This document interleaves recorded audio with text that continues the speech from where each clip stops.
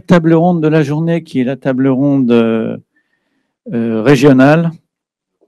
Plan quantique dans les territoires et opportunités de collaboration. Donc, on a beau être un pôle régional, il nous a semblé, avec le comité d'organisation, que savoir ce qui se passait dans les autres régions, c'était important, et de voir si on pouvait se coordonner. Donc, j'ai avec moi aujourd'hui Isabelle, je vous laisse arriver. Donc, vous avez normalement chacune un micro. Voilà, personnel. Celui-là. Je suis pas obligée. Donc, je commence. Isabelle, qui est directrice, Isabelle Robert-Philippe, pardon, qui est directrice de recherche CNRS et co-dirigeante de l'Institut quantique occitan. Donc, merci Isabelle d'avoir fait le déplacement déjà. Ensuite, j'ai Elena Diamanti, qui est directrice de recherche au LIP6 à la Sorbonne Université de Paris et qui connaît bien en particulier le CIRTEC et tout l'écosystème parisien, qui va nous donner un petit éclairage de ce côté-là. Également, donc, Alexia Ofev, que vous connaissez bien, qui est également directrice de recherche au CNRS, à l'Institut NEL, et qui pilote le projet structurant dont on a déjà pas mal parlé, qui s'appelle Quantum Engineering Grenoble, et qui aura une suite dont Alexia va nous parler tout à l'heure. Et puis, last not least, Philippe Bouillet, qui nous fait l'amitié de venir d'encore plus loin de Bordeaux. Merci, Philippe. Ça nous fait vraiment plaisir. Donc, Philippe Bouillet, directeur de recherche également au CNRS, directeur délégué de l'Institut d'optique de Talence.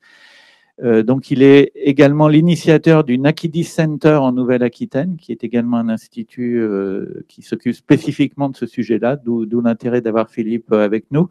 Et puis, une spécificité de Philippe, c'est qu'il est cofondateur on parlait d'entrepreneuriat tout à l'heure, donc cofondateur de la société Muquance. Voilà.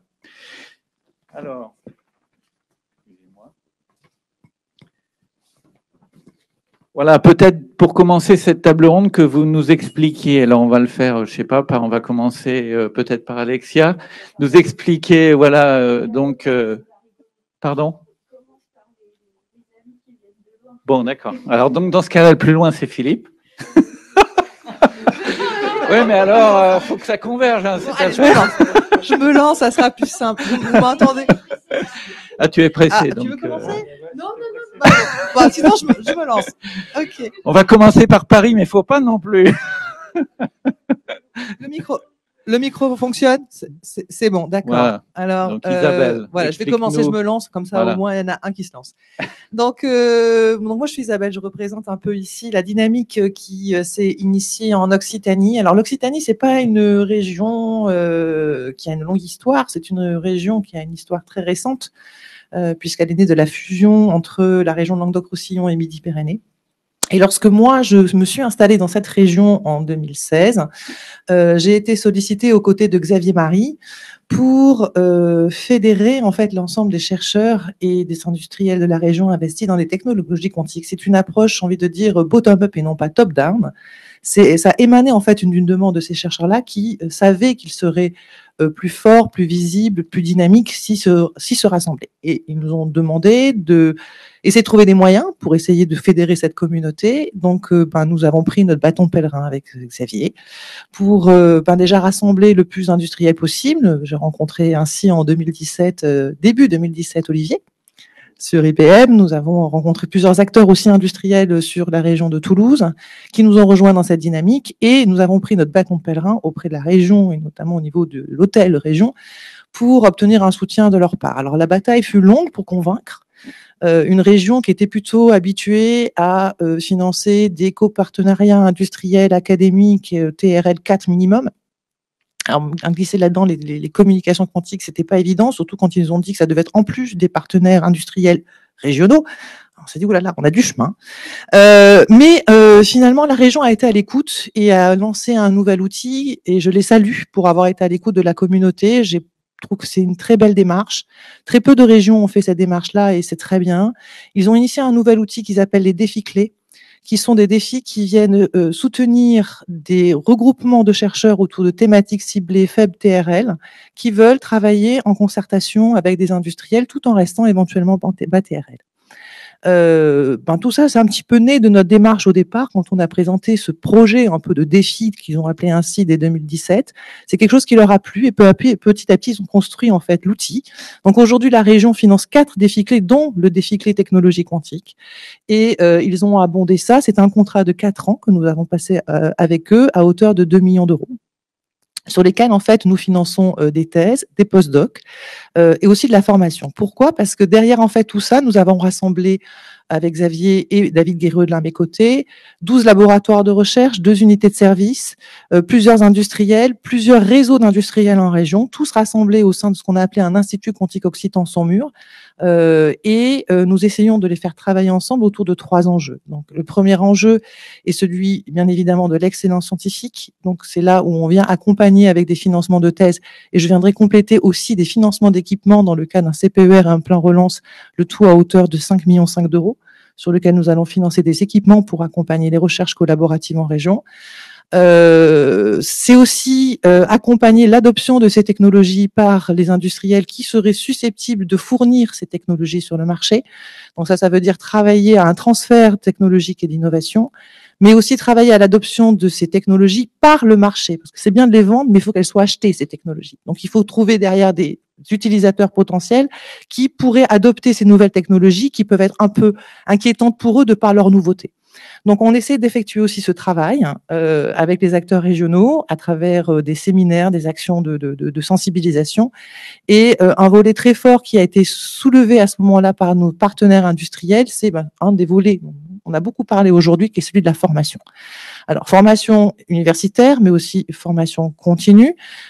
Formation continue vers les industriels qui sont susceptibles de fournir ces technologies et de les reprendre pour pouvoir ensuite les mettre sur le marché, mais aussi formation vis-à-vis des industriels qui seraient susceptibles de les utiliser et donc de les acheter tout simplement. Alors, pour mettre en place ces formations-là, en fait, on s'est aperçu que déjà beaucoup d'initiatives locales avaient été prises dans les départements d'informatique, dans les départements de physique, au sein des universités comme des écoles d'ingénieurs. On essaie de mettre un petit peu d'ordre dans tout ça.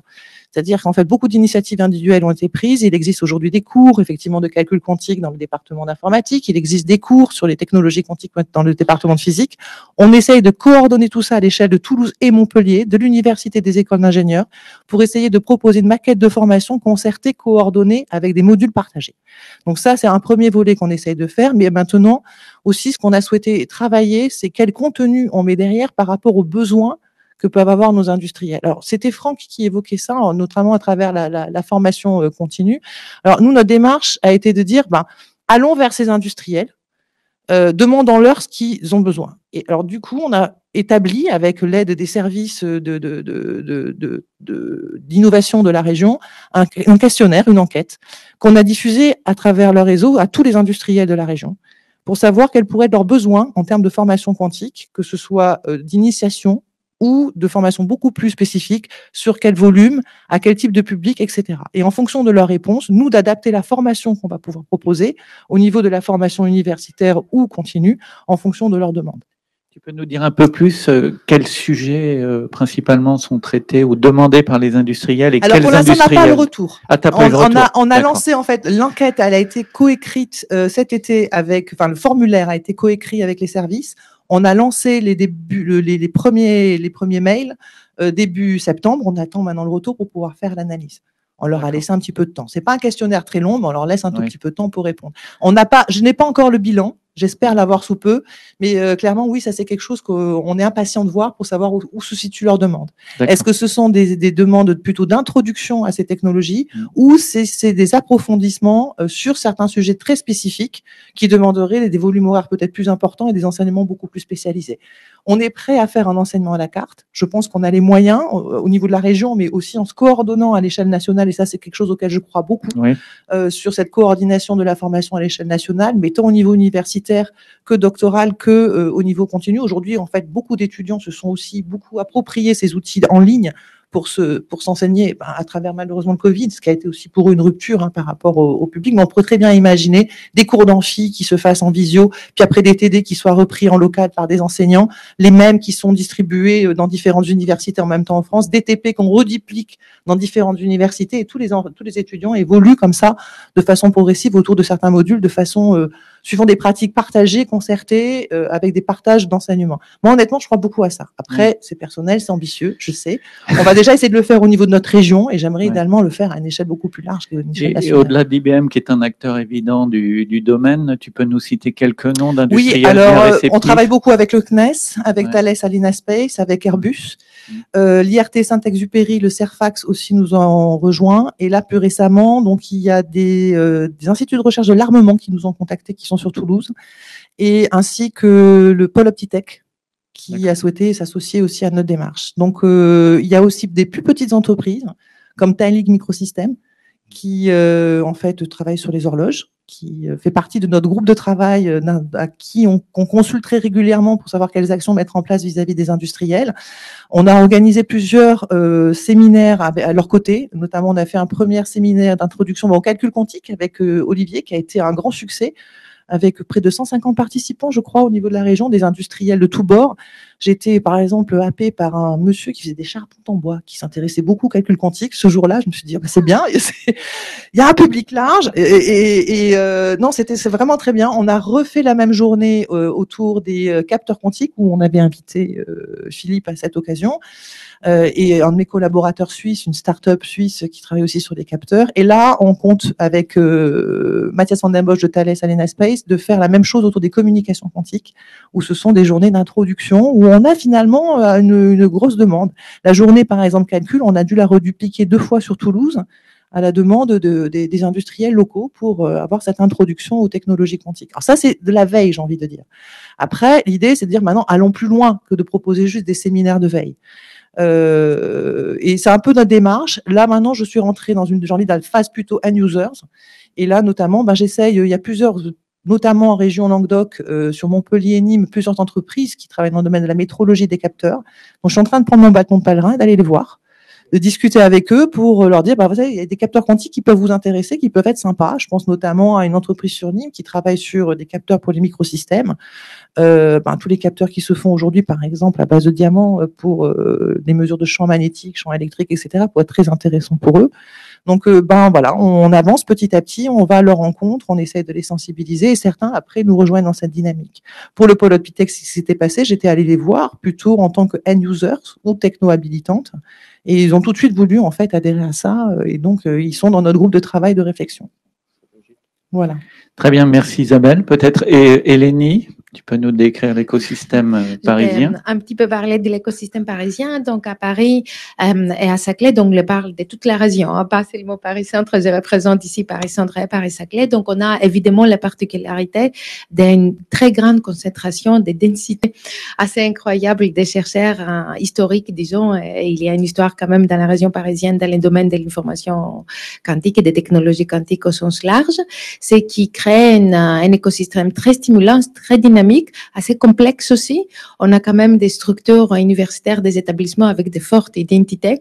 Donc, c'est pas toujours évident de mettre tout le monde à accepter des synergies. Et comme le paysage bouge énormément aussi, ça devient encore plus intéressant. Donc, on a par exemple l'Université Paris-Saclay ou la Sorbonne Université, l'Université de Paris, qui sont tous EPSL l'université, qui finalement sont tous des résultats de fusion ces dernières années. Donc, c'est une des structures grandes et historiques avec beaucoup d'activités et beaucoup de recherches et de dynamisme dans le domaine des technologies quantiques. Donc, une très grande chance et un bon dynamisme, mais aussi beaucoup de défis.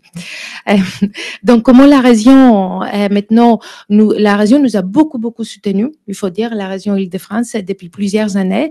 Il y a donc 2 pôles. On va parler un petit peu des pôles, donc des pôles à Saclay à Paris-Centre. À Saclay, maintenant, il y a les centres Quantum, À Paris, on a depuis 2014 une fédération de recherche PCQC qui est en train d'évoluer maintenant. À l'époque, c'était l'interface physique informatique. Ça a très, très bien fonctionné. On est très content. A posteriori, on a bien vu que c'était une interface vraiment très utile pour les domaines. Et puis maintenant, ça évolue en Paris, centre parisien pour les technologies quantiques au sens large. Ça regroupe les 3 universités dont je vous ai parlé, le CNRS et l'INRIA. À Saclay, il y a aussi l'Institut Polytechnique de Paris, encore une nouvelle structure qui existe depuis peu de temps et qui regroupe l'IX et d'autres, l'école polytechnique et donc d'autres établissements qui rejoignent aussi Quantum. Donc, du coup, ça bouge encore.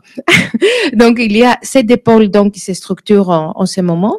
Et il y a le projet aussi académique CIRTEC, donc, qui était sélectionné parmi des DIM, donc des domaines d'intérêt majeur de la région Île-de-France depuis 5 ans. Et c'est en train de finir. On est au dernier mois de CIRTEC. C'était un très, très, très grand succès. Et puis, on a déposé aujourd'hui notre projet Quantip qui fera suite à CIRTEC, si tout va bien, s'il est sélectionné par la région, et qui répond maintenant à le nouvel appel qui s'appelle DREAM. Et donc, DREAM, c'est pas anodin. Ça veut dire domaine, au lieu d'un domaine d'intérêt majeur, c'est maintenant domaine des recherches et d'innovation majeure. Et donc, ils mettent beaucoup l'accent sur l'interface entre recherche et innovation. Donc, même si la région, dans ce cadre-là, ne finance pas les industriels, donc dans CIRTEC, on n'a pas eu de financement industriel, ils souhaitent mettre beaucoup l'accent sur cette interaction recherche et innovation. C'était un des sujets majeurs dans les dépôts là, de notre nouveau projet, de mettre ça en avant. En parallèle, la région a aussi soutenu, et c'était grâce au succès aussi de ces dépôts dont on a parlé et du DIM-CIRTEC, ils ont financé 2 gros projets, l'un dans le domaine des communications quantiques et l'autre dans le domaine des calculs, qui pour le coup sont pilotés par des industriels, l'un par Orange, l'autre par Vinci. Ou Atos aussi est très présent. Et donc, les premiers accompagnent l'établissement de la mise en place d'une infrastructure de communication quantique dans la région parisienne. Et les deuxièmes, ça s'appelle les PAC quantiques. Et donc, c'est la région des POC, donc des proof of concept avec les calculateurs, les processeurs et des use cases qui viennent avec. Donc, voilà. Donc, on est dedans. Donc, tous ces projets dont je vous parle, ils sont en pleine évolution. Et donc, oui, on est bien situé, on est bien soutenu. Pour moi, les grands défis maintenant, c'est comment répondre à cet AMI dont on a parlé de la formation, comment se coordonner entre tous les écosystèmes, comment bien mettre en avant encore plus l'interaction entre industrie et recherche académique et répondre aux demandes des industriels. Justement, j'ai une question dans DREAM, donc il y a bien recherche et innovation voulant dire, je suppose, transfert industriel. Oui. Donc, est-ce que ça veut dire qu'il y aura des budgets pour les industriels ou pas du tout? Pas vraiment. Non. Pas vraiment, mais il y a l'idée des transferts, de mettre une espèce de club d'industriels qui va faciliter, disons, cet écosystème de prématuration d'aller vers les transferts technologiques. D'accord. Et les budgets sont de quel ordre dans CIRTEC, on avait 10 millions. Donc, dans l'ordre, et initialement, c'était pour 4 ans. 2,5 par an.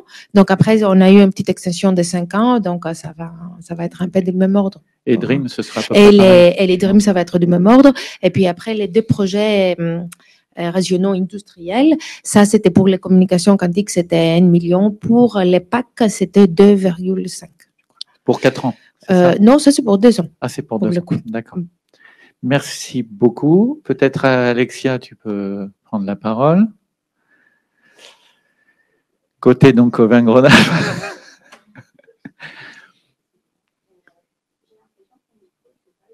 Ah. Et là, oui. Là, ça va beaucoup mieux. Il suffit d'appuyer sur le bouton. Donc, oui, moi, maintenant, je fais un peu partie du paysage, donc je ne sais même pas si je dois réexpliquer ce qu'on a. Allez, donc, tu as cité Quantum Engineering Grenoble. Donc, effectivement, c'est le projet que j'ai eu le plaisir de piloter depuis janvier 2017, qui à la base est un projet financé par l'IDEX de l'Université Grenoble-Alpes, qui a aligné 1,7 million d'euros. Et derrière, on a eu un bel effet de levier puisqu'on a postulé pour un co-fund qui était à l'époque piloté par Jean-Philippe Poisa, qui est caché là-bas au fond. Et donc, tout ça, ça nous a amené à peu près 4 millions pour 4 ans pour développer l'écosystème pour les technologies quantiques sur place. Et on a travaillé spécifiquement 3 interfaces. Il y avait l'interface physique quantique informatique. Donc, on a jeté les bases d'un écosystème. Donc, Nacho, on a déjà un petit peu parlé tout à l'heure à travers l'enseignement. L'informatique quantique existe depuis longtemps, mais les vraies connexions entre le hardware et le software, qui reste encore un défi actuellement, on a commencé à vraiment les créer via ce projet. On a développé aussi une interface physique quantique sciences humaines, essentiellement à travers une forte interaction avec des philosophes. Et on a donc un petit groupe de philosophes et de sociologues qui se sont embarqués à l'Institut Néel et qui ont travaillé avec nous, donc sur la base d'un groupe de physiciens vraiment très férus de ces thématiques. Et puis, interface académie-industrie. Donc, on a commencé à développer des liens sur le quantique avec les industriels au travers de ce projet. Pas via des projets spécifiques, mais plus en s'acculturant, donc en embarquant des industriels dans nos comités de sélection pour les bourses de thèse, en mettant des contraintes sur les bourses de thèse pour avoir un coach industriel ou pour faire des stages en industrie entre 4 et 6 mois. Et donc, tout ça, ça a commencé à jeter les bases de notre écosystème. Et là, l'idée, c'est de profiter de la dynamique du plan quantique pour aller plus loin. Donc, en pérennisant l'initiative via cette fédération de recherche Cantalp que Nacho a aussi présentée. Donc, en fait, il a fait le taf. Donc, j'ai moins de travail maintenant. Donc, déjà, il faut savoir que Cantalp n'existe pas encore. Hein. C'est une fédération de recherche. Donc, c'est un objet CNRS. Là, actuellement, c'est dans les tuyaux du CNRS pour être labellisé officiellement pour une signature dont on espère qu'elle arrivera au 1er janvier 2022. Et l'idée, c'est d'amplifier la dynamique. Donc, il y a plein d'idées pour amplifier la dynamique. Donc, je ne vais pas faire dormir tout le monde, je vais juste en extraire 2-3 qui me paraissent relevantes. La première qui m'est chère, puisque c'est l'interface physique SHS, c'est on va dire, de multiplier les efforts. Jusqu'à maintenant, on a eu vraiment des efforts qui ont porté sur l'aspect ontologie quantique, on va dire, nature de la réalité quantique, qui sont des thématiques qui sont très académiques. Là, on veut développer des liens plus forts avec la chaire d'excellence de MIAI, donc Thierry Ménissier, qui s'occupe des aspects innovation responsable, et donc on veut arriver à paralléliser sa tête pour qu'il commence à réfléchir aussi sur la dimension innovation quantique. Donc ça, c'est un point sur lequel on veut accélérer. Un autre point, c'est que le périmètre des physiciens qui sont impliqués, on va dire, a doublé. Parce que dans le contexte de Quantum Engineering Grenoble, les physiciens qui étaient impliqués étaient essentiellement des physiciens déjà sensibilisés aux technologies quantiques. C'est les physiciens qui sont capables d'aller adresser les objets quantiques un par un, on va dire. Donc, c'est ceux qu'on a naturellement en tête quand on parle de la seconde révolution quantique. Là, l'idée, c'est d'embarquer toute la physique quantique de Grenoble, et notamment les gens qui font de la physique quantique many-body, ce qu'on appelle dans le jargon matière quantique, qui n'étaient pas présents dans Quantum Engineering Grenoble et qui, en fait, vont être une mine d'idées nouvelles et de créativité et de stimulation, notamment dans tous les aspects simulation quantique, qui étaient totalement passés sous les radars les années d'avant. Donc, eux, on est ravis de les accueillir. Et puis, la dernière dimension que je veux mentionner, c'est qu'on veut évidemment accélérer avec les industriels. Donc, on s'est doté d'un, comment on a appelé ça, comité innovation, avec votre serviteur là-bas, Thierry Chanelière, qui a déjà présenté la table ronde et qui va être en fait notre point de contact pour la valorisation. Et donc, on compte sur lui. Et voilà, je vais peut-être conclure là et puis on relancera par les questions. On prendra la discussion ensuite. Donc, Philippe. Oui, ça marche, oui. Bon, d'abord, je suis très content d'être ici. La dernière fois, c'était un peu avant le Covid, au moment du lancement du flagship quantique ou des premières annonces de flagship européen quantique, donc qui était déjà un moment très excitant. Donc, juste peut-être pour placer un petit peu le contexte de la Nouvelle-Aquitaine. Hein, donc l'Aquitaine n'est pas récente, mais la Nouvelle-Aquitaine, qui est le regroupement de plusieurs régions, en particulier en ce qui nous concerne, c'est le Limousin qui a aussi un impact sur les activités que l'on fait. C'est depuis maintenant une vingtaine d'années, c'est beaucoup concentré sur le développement de la photonique.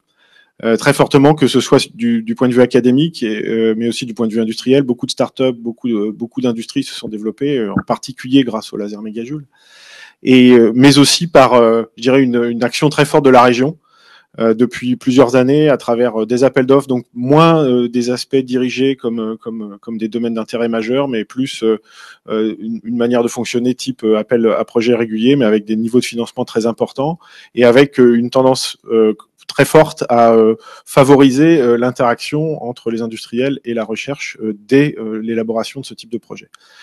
Moi, je suis arrivé il y a une dizaine d'années en Nouvelle-Aquitaine pour monter une antenne de l'Institut d'optique, avec une vision aussi d'intégrer dans un même bâtiment une formation donc Master of Engineering d'ingénieur, une formation doctorale, un laboratoire de recherche qu'on a créé à l'occasion, mais aussi des industriels, une formation entrepreneuriale et des plateaux technologiques, en fait des centres de développement technologique qui permettent aussi d'adosser des projets à vraiment de l'ingénierie qu'on n'a pas forcément dans les laboratoires et que les industriels n'ont pas forcément accès. Donc tout ça crée un tissu très riche centré autour de la photonique, sur lequel on pouvait aussi ajouter une école de mathématiques et d'informatique qui est très connue en Nouvelle-Aquitaine, et des acteurs qui étaient déjà très visibles, que ce soit sur des problématiques d'algorithmique quantique ou des problématiques d'information quantique ou d'information post-quantique. Donc fort de ça, on s'est dit qu'on avait un potentiel avec des champions dans ces différents domaines, et aussi des champions industriels, des laboratoires communs avec des industriels très dédiés sur les technologies quantiques. Et puis on avait beaucoup de gens qui soit faisaient de la technologie quantique sans le savoir, soit avaient le fort potentiel de devenir des acteurs majeurs dans ce domaine, que ce soit du niveau académique, mais aussi du niveau industriel, et on l'a parlé tout à l'heure, essentiellement au niveau des technologies facilitantes. La photonique étant quand même un domaine assez clé de ça, mais pas que. Il y a la photonique, il y a l'électronique, il y a les systèmes. Donc on a, je dirais, à l'initiative à mon initiative, mais avec le soutien fort du pôle de compétitivité Alpha RLH, on s'est dit qu'il fallait essayer de faire un outil qui vienne s'ajouter à ce que la région mettait déjà à notre disposition à travers ses appels d'offres, etc. Donc quelque chose qui soit un petit peu différent que les grands projets pilotés aussi par l'Université de Bordeaux, qui était un IDEX, piloté par la région. Et donc on a voulu créer NACIDIS comme un centre très mixte, qui, par définition, met tout de suite en commun la problématique de recherche, la problématique de développement économique et la problématique d'usage, en se disant que on est souvent habitué à se dire, et en particulier dans les technologies quantiques, le chercheur fait une super découverte, il va la breveter, il l'emmène dans son dispositif de maturation, prématuration dont on a entendu parler, et puis il y a une start-up qui se crée où il y a un industriel qui y trouve un intérêt. Ce qu'on a vu, nous, au cours du temps, et même en ce qui concerne les développements quantiques qu'on a fait, en particulier sur les capteurs, c'est que le chemin inverse n'est pas négligeable, et que souvent le développement industriel, même quand il mature, est en fait le trigger de sujets de recherche qui peuvent être extrêmement fondamentaux. Et en fait, c'est cette boucle-là qu'on veut mettre en place. Donc, on a décidé de faire ça à travers la mise en place de 3 pôles qui étaient des pôles qu'on imaginait qu'on ambitionne comme des pôles d'excellence pour la région. Un pôle très capteur, très centré sur Muquans dont tu as parlé, et les développements associés. Un pôle communication avec les volets à la fois, on va dire, des volets logiciels, que ce soit pour la communication ou pour le logiciel en information quantique, mais aussi un côté hardware. Si on parle de communication quantique, une des porteuses naturelles, c'est quand même les photons. Et quand il s'agit de construire des porteuses, c'est-à-dire des photons ou des lasers, on a quand même des acteurs à la fois académiques et industriels en Nouvelle-Aquitaine qui peuvent jouer un rôle clé. Et puis un troisième volet qui nous semblait important, et qui, alors quand on a commencé à réfléchir à NACIDIS, il n'y avait pas encore de plan quantique, mais il y avait un flagship quantique, il y avait des piliers dans ce flagship, il y avait beaucoup de piliers, mais il n'y avait pas les fondations, c'est-à-dire que les technologies facilitantes, on n'en parlait pas beaucoup, et alors que c'est un élément clé, et donc on s'est dit, il faut qu'il y ait un pilier qui soit le développement des technologies facilitantes. Et pour animer ces 3 piliers, on met en place des porteurs ou des équipes dont le rôle est à la fois d'être des innovateurs académiques, c'est-à-dire des scientifiques ou des technologues qui vont pouvoir développer des projets très très avancés, mais aussi des gens qui vont identifier, créer des consortiums et alimenter des projets éventuellement externes pour pouvoir créer cette dynamique commune. Et les locomotives, donc au niveau industriel, ce serait qui?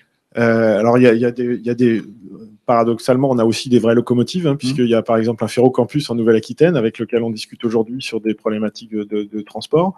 En parallèle, en fait, à la création de Nakidis, s'est créé autour de Bordeaux un Space Hub qui regroupe beaucoup d'acteurs du spatial. Alors on se bat toujours avec notre voisin sur qui. Voilà, donc, mais on s'aime bien quand même. On va même faire un TGV entre Toulouse et Bordeaux. Donc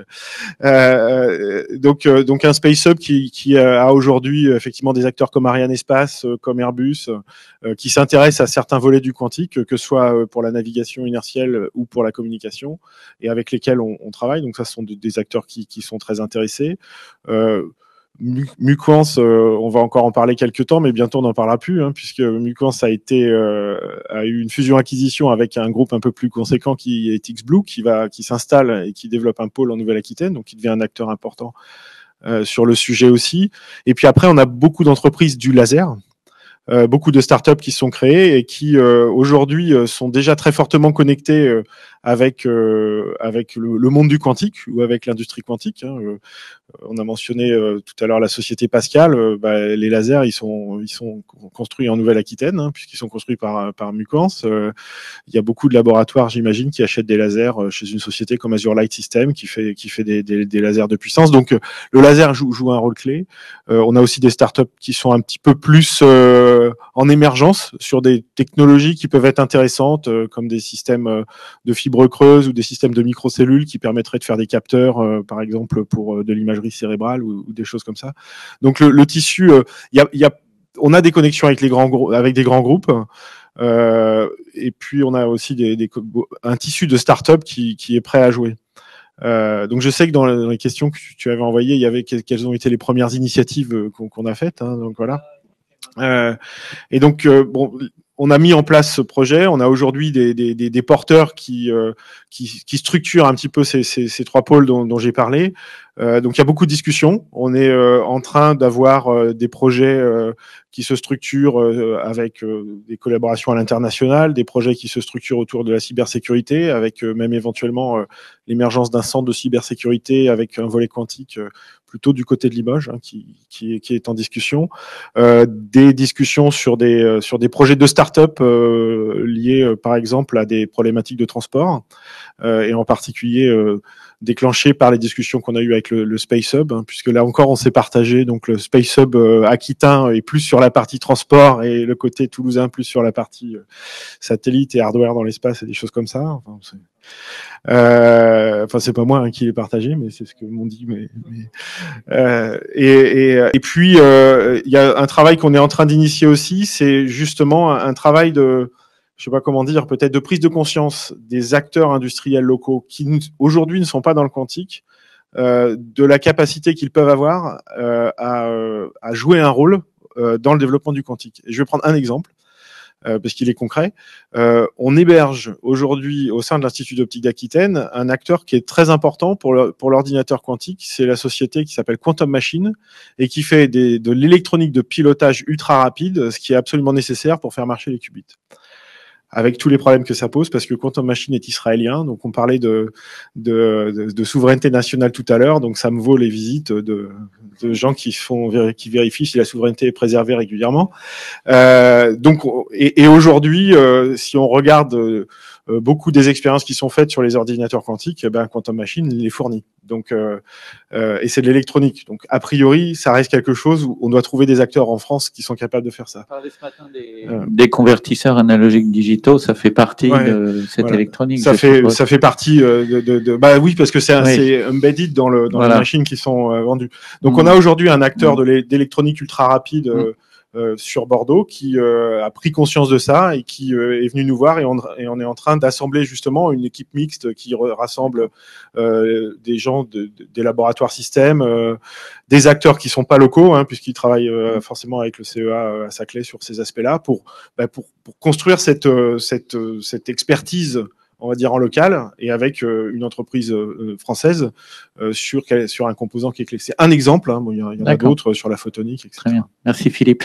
Et Isabelle, donc en termes de, tu disais, tu as un certain nombre d'actions en cours, mais est-ce que tu as déjà vu des faits marquants, des résultats de tes actions passées, des premiers résultats de l'Institut en fait?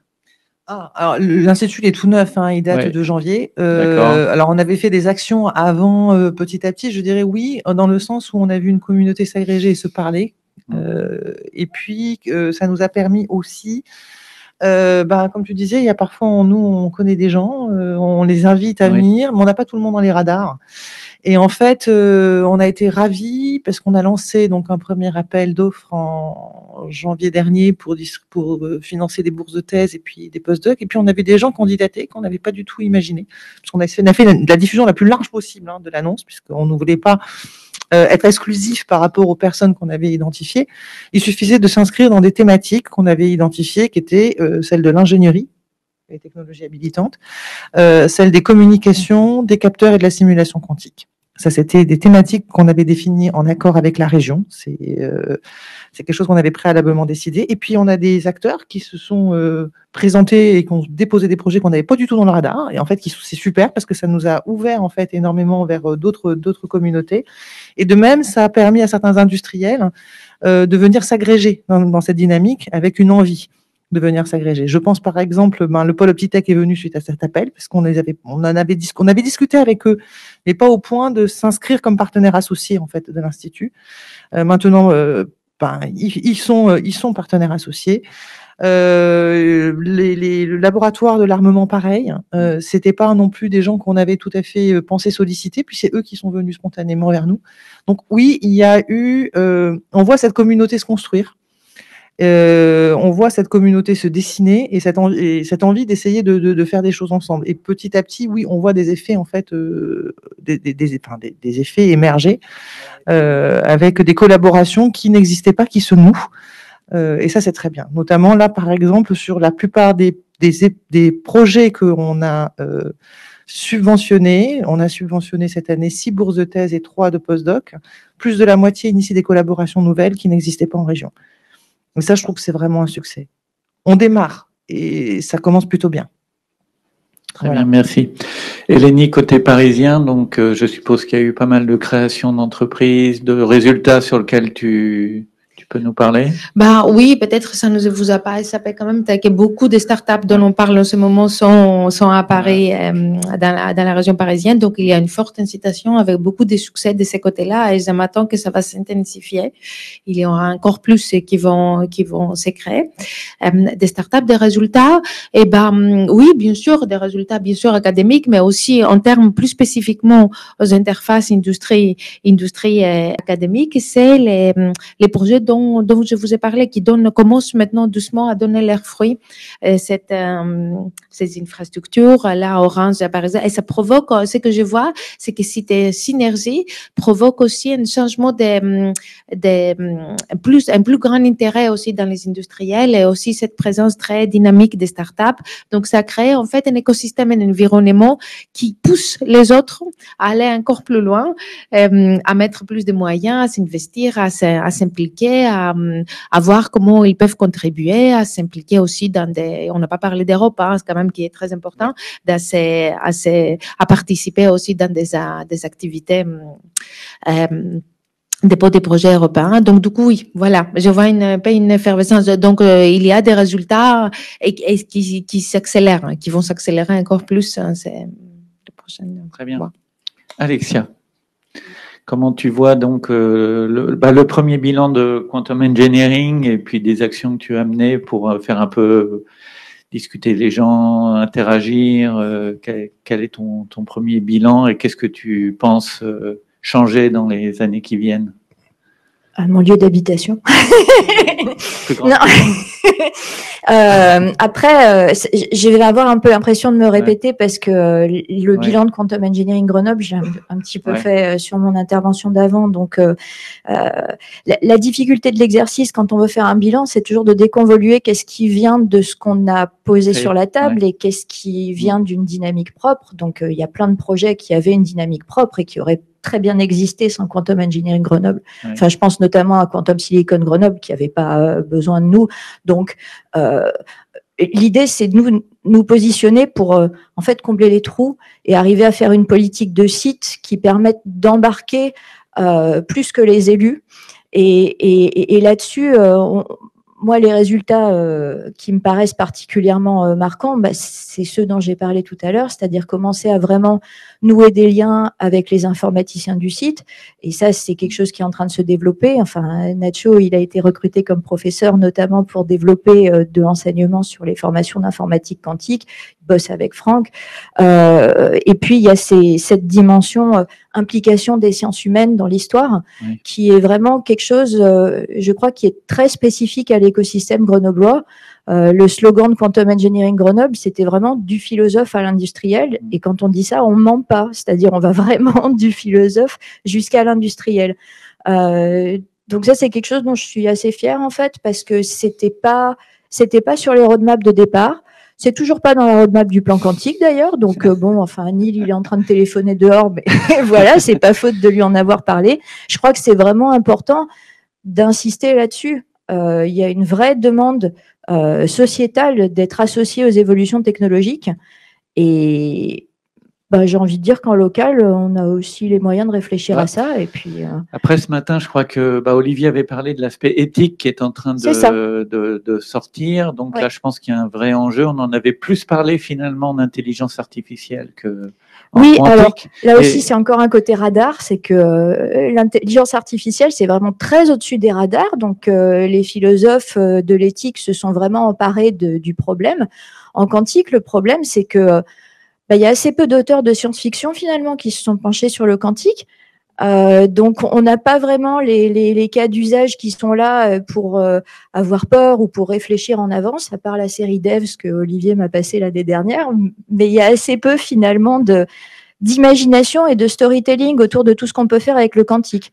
Et ça, c'est aussi quelque chose sur lesquels les SHS peuvent plancher avec nous. Côté industriel, est-ce que tu sens un impact? Alors là, il faudra d'abord que je discute avec Thierry, puisque c'est un peu lui, votre interface industrielle. Notre interface, on a un dispositif que Thierry connaît peut-être qui s'appelle EasyTech. Donc, entre un dispositif de l'IRT financé par la région Auvergne-Rhône-Alpes, qui permet donc de financer des travaux des labos jusqu'à 50%. Voilà. Et je me suis toujours demandé pourquoi je ne voyais pas, on ne voyait pas passer plus de projets, vos projets quantiques dans ce dispositif, puisque moi j'ai pas vu vraiment de frein. Donc ce serait intéressant que peut-être on regarde de ce côté-là. Parce que bon, des enveloppes de 200 000 euros, des fois on se fatigue beaucoup avec des designers compliqués pour des budgets comme ça. Et par EasyTech, on peut avoir, donc c'est un dispositif régional, une aide à hauteur de 200 000 euros. Alors après, il faut qu'on rentre dans les détails. Hein. Vous savez, les projets, ça s'instruit toujours. Mais voilà, je lance quand même un ballon là dans ta direction. Voilà. Je pense qu'il faut qu'on regarde de plus près. Hein. Alors peut-être avec Thierry davantage, mais voilà. Dernière question. Donc là, oui, il est 5 heures. On va être obligé bientôt d'arrêter. Pour Eleni, elle s'en va. Ah, Eleni. Ça en va. On a parlé un peu des projets pédagogiques et je pense que ce serait peut-être bien que tu en dises un mot. Est-ce que tu vois voilà.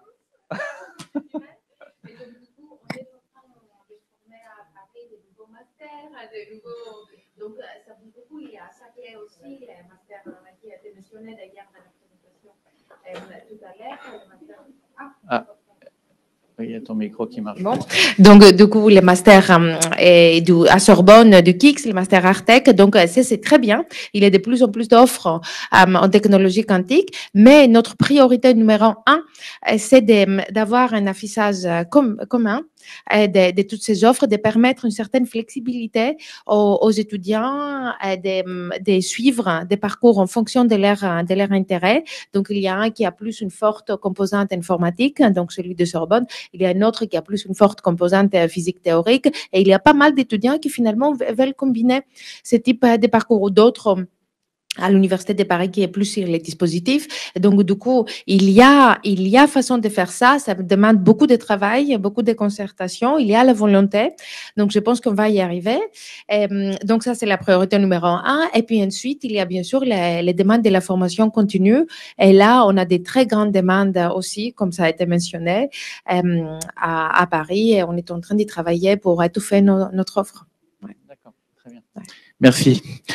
Philippe, une dernière question, puisque tu as cette double, j'allais dire, casquette d'entrepreneur et de chercheur. Donc, qu'est-ce qui t'a amené à fonder donc Muquans, et puis qu'est-ce que tu dirais à des jeunes chercheurs qui se demandent finalement s'ils doivent continuer à travailler en recherche avec les avantages qu'on connaît, ou au contraire basculer dans le mode start-up et industriel. Toi qui as un petit peu été des deux côtés, qu'est-ce que tu leur dirais à ces jeunes? Alors ça dépend. Si c'est des jeunes chercheurs qui sont déjà au CNRS ou à l'université, je leur dirais que c'est encore mieux aujourd'hui que quand on a créé Muquans. La loi Pacte aujourd'hui, elle donne des opportunités incroyables pour des scientifiques de s'investir dans une start-up. Moi, quand on a fondé Muquans, c'était la loi sur l'innovation qui nous a permis de faire ça, qui permettait à un chercheur d'investir dans une société qui exploitait en fait des connaissances qui avaient été créées au CNRS.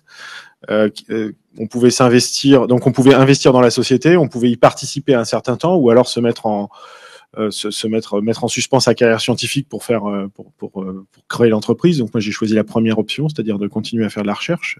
On avait un très très bon PDG, on avait beaucoup de chance de l'avoir trouvé. Aujourd'hui, on a des jeunes chercheurs ou enseignants chercheurs qui peuvent travailler à 50% pour la création d'une entreprise et à 50% continuer leur carrière académique. Et ça, c'est une richesse incroyable. Je pense que moi, je regrette pas d'être resté chercheur tout en étant très connecté à la création d'une entreprise pour les raisons que j'ai évoquées précédemment. On s'est auto-enrichi réciproquement. Le travail au sein de l'entreprise a complètement enrichi ma recherche et réciproquement. Et en fait, c'était une démotivation au départ pour créer cette entreprise. C'était de se dire, on fait tellement de choses dans le laboratoire qu'on gaspille, entre guillemets, surtout quand on fait de la physique expérimentale, que c'est dommage de pas faire une entreprise et de pas faire ce travail-là. Et je me suis rendu compte, en fait, le chemin inverse est aussi enrichissant. D'accord. Et c'est possible, parce que moi, je pensais qu'on était absorbé par la start-up et qu'on était déjà à 120% pour la start-up, donc il n'y avait plus les 50% de chercheurs. Mais tous les chercheurs qui sont là savent très bien que 50%, c'est un chiffre. C'est 50% de 24 x 7. Hein, donc, D'accord. Écoutez, je crois qu'on a à peu près répondu à toutes les questions. Oui, donc en échange de bonnes pratiques, on en avait un parlé. Isabelle, toi, tu penses que l'aspect enseignement, mise en commun d'outils pédagogiques, c'est quelque chose à regarder? Je pense que de toute façon, nos régions, déjà, Eleni, tu l'avais mentionné, on a tout intérêt de toute façon. On se connaît déjà tous. On a déjà tous, plus ou moins individuellement, travaillé les uns avec les autres à l'échelle nationale, à travers des projets collaboratifs. On s'est rencontrés dans des conférences, on se connaît. On a tout intérêt à travailler de façon concertée et coordonnée. Alors, ça peut être au niveau de la recherche. On a déjà des outils qui existent pour ça. Les ANR, par exemple, où on peut aller ensemble sur des projets à des petites échelles. Ça peut être aussi intéressant de monter des projets, et il y a des AMI qui vont sortir là-dessus, où on va coordonner à une échelle nationale, finalement, des thématiques de recherche un petit peu plus ciblées, avec une envergure un peu plus grande qu'un projet à 3-4 partenaires. Donc ça, c'est déjà bien. Et je pense que la AMI formation peut être aussi une occasion autour de ça, où on pourrait nationalement coordonner toutes nos activités en termes de recherche pour offrir des recherches complémentaires, des recherches partager des recherches en parallèle, des formations, pardon, et partager en fait nos pratiques pour offrir une formation qui soit de grande qualité, la plus attractive à l'échelle européenne. Je pense vraiment qu'on a besoin de faire ça. On a intérêt à faire ça pour être visible dans un paysage européen.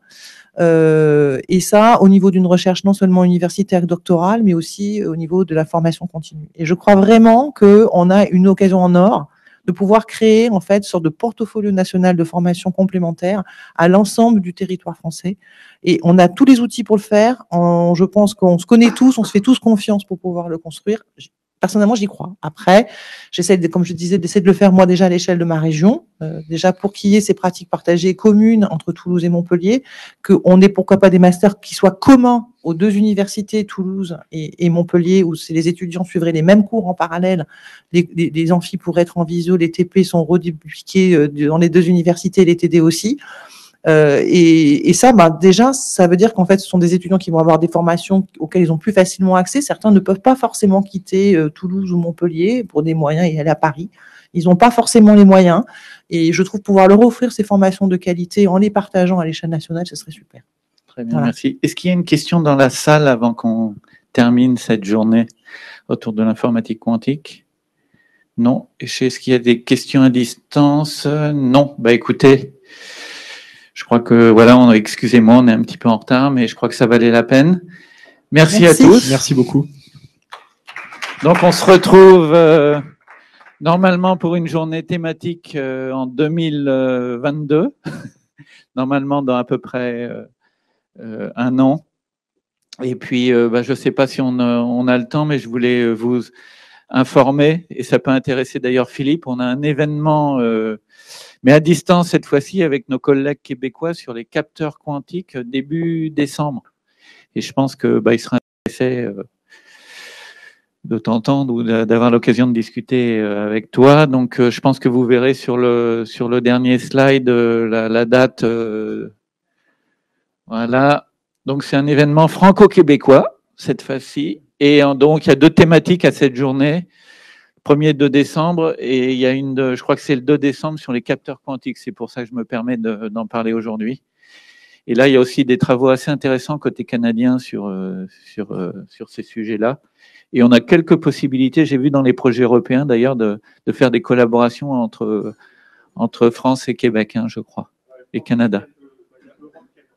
Voilà, Europe-Canada aussi, voilà. Donc, voilà. Merci à tous. J'espère que vous avez passé une bonne journée en notre compagnie. Et je remercie évidemment tous les gens qui nous ont aidés à mettre au point techniquement cet événement.